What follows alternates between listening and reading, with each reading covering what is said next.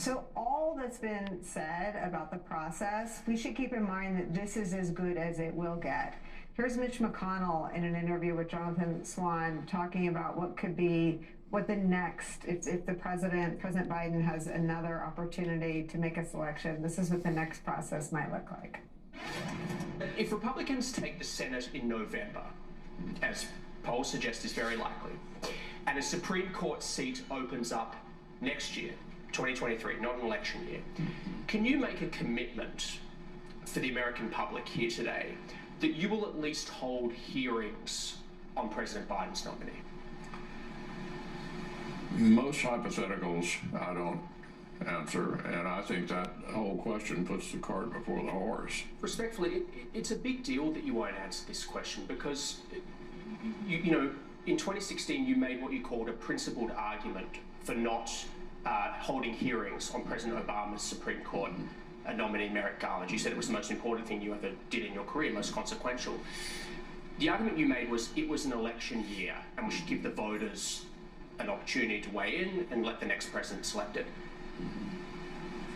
Are you suggesting that you are developing an argument for not holding hearings on a Supreme Court nominee if it's not an election year?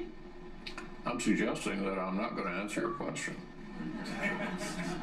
I mean, I think it's an important question in the public interest. I think people don't you think the public before the November elections has a right to know how you would approach such a weighty topic? I choose not to answer the question.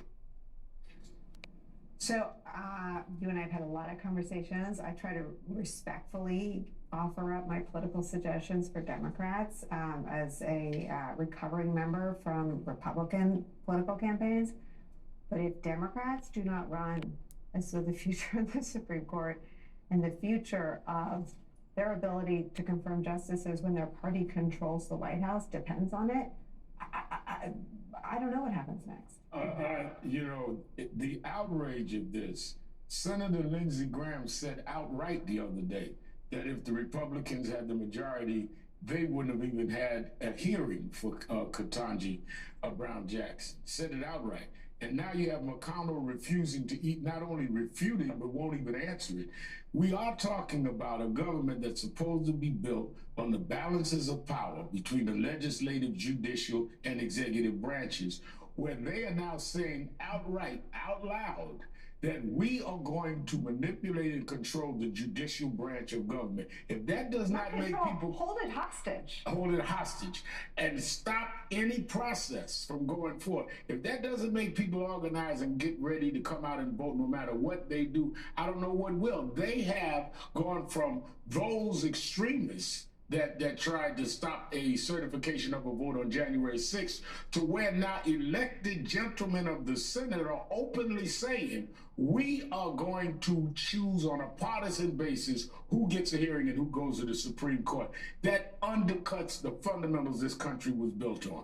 It's an unbelievable. Nicole, I just got to say, democracy is very fragile, and I think what this interview we just saw really shows exactly who's on the side of democracy and who isn't. This is outrageous. And I guess my question for you, Congresswoman, is whose job is it to make sure that that choice of a pro-democracy party in the Democratic Party and something else very, very different and unrecognizable to a lot of people is the choice on the other side?